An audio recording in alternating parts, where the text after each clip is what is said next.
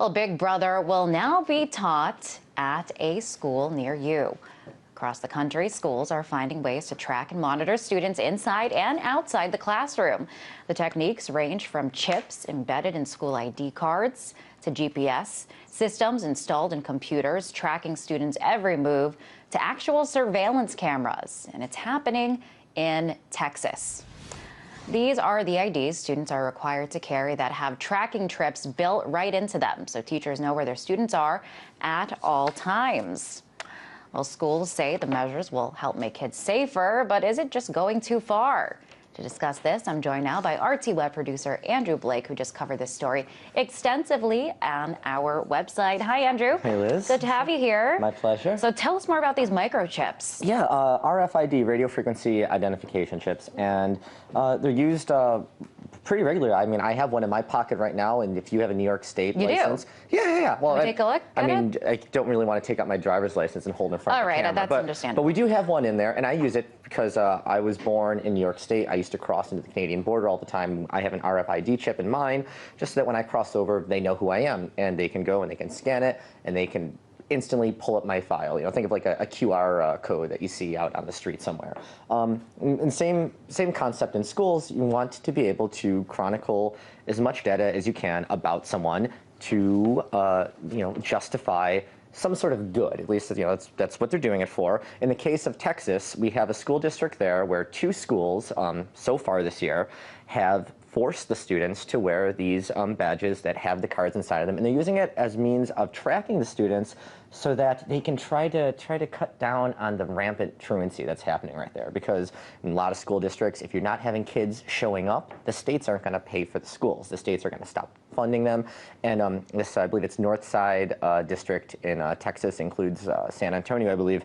They believe that these 2 schools right there, they're losing upwards of $175,000 a day in funding because students just aren't showing up to the class and the teachers can't keep track of them. So they figured, okay, well, if we know where the students are at all times, they're going to be held accountable. We'll know if they're in the class. We'll make sure we will have as accurate numbers as we possibly can, and we'll be able to get that funding. We'll be able to know where everyone is. And it's great if you want to make sure that you're sending your child to a school where you're going to get the best education that the state's going to be able to afford. But at the same time, yes, instantly we're seeing all these privacy concerns just start mounting up. And they're being addressed in Texas, but unfortunately not necessarily in the best way. We have a case just recently where one student, she rejected this idea. She said, I'll carry a badge on me. You can have my name, you can have my photo, but I don't want to be tracked around the school because you can, from anywhere up to like 100 feet away, they can just buzz you in on a radio and they can find out like within a couple of inches where you are in the building. And it's just, it kind of just gives people the heebie-jeebies.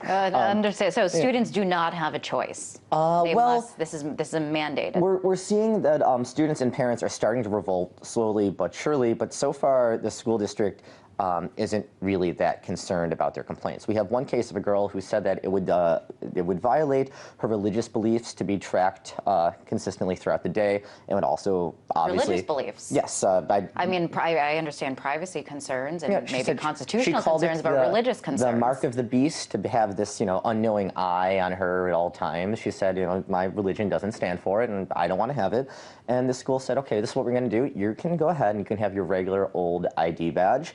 But we're going to start implementing this all the way through, and there are going to be repercussions. And some students are already seeing that. If they don't have their RFID chips, they're being told that they can't check out library books. They can't pay for their lunches in the cafeteria. They can't go into certain classrooms. And we have one case in Texas where someone was told that they couldn't vote for homecoming king and queen because they didn't have their card on them. So I don't want to say that it's, now they're taking away the right to vote, because this is just a high school, obviously. Right. But it is slippery slope, those obviously. days, things like that are important, right? Maybe to you. I don't know. Not really. Yeah. No, we're seeing a lot of problems here. And yes, in Texas, they think that every year, because if they can adjust this truancy problem and this lack of substantial attendance figures, they can pull in maybe like $2 million a year in state funding.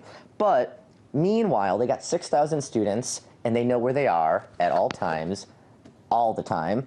And it's kind of freaking people out. And there's a lot of concerns, not just about like, well, I just don't want to be tracked. It kind of has, as you would imagine, like a chilling effect on how people are going to associate with one another. Like, for example, let's say I know you're a good kid in school, right? Let's say you hung out with a couple of hoodlums, though, some undesirables, right? Now, if you're hanging out in a hallway with a couple of kids who are up to no good, but you obviously are, keeping to yourself, being nice and polite and stuff like that, the school's still going to know, oh, that Liz Wall, she's hanging out with those bad kids. So she must be up to no good also. She must be up to no good, yeah. And so people are going to pick where they hang out with. They're going to pick which extracurricular activities they participate in, because maybe some people don't want every authority figure in the school to know that they are involved in, like, let's say, like a gay and lesbian rights group like I was in high school, or like I went to the poetry circle. Maybe I didn't want a lot of people knowing I went to the poetry circle. I guess it's too late because I just said it on international television. But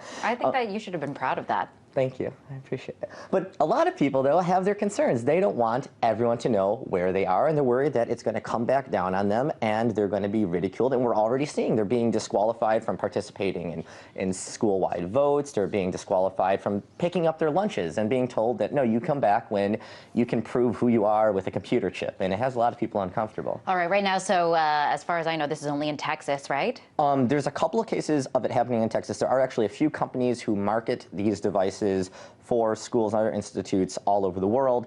But the case that we're seeing right now is in this one school board in Texas, and it's being tried out in 2 schools, one elementary school, one high school, impacting roughly around 6,000 people. But right now, it is just a pilot program. And right. Is this just the guinea pig? In other words, could we foresee this happening across the country and other school systems? If this takes off, they're expecting within like a couple of years to have it advance in Texas and impact around 100,000 students in 122 different schools. And of course, like I said, it's going to be a slippery slope. If we see it working here, it's going to work somewhere else. You got a chip in your ID card. Well, what happens next? It's a very good question. Somewhere else. There's actually, I saw someone saying online that it just prepares students for the real world, where they enter adulthood and they are constantly monitored. It's not the real world I went to school in. Yeah, but times are changing, Liz. Times are changing. That much is true. Andrew, pleasure as always. And also check out Andrew's stories on our website, rt.com/USA. RT.com/USA. That was RT Web producer Andrew Blake.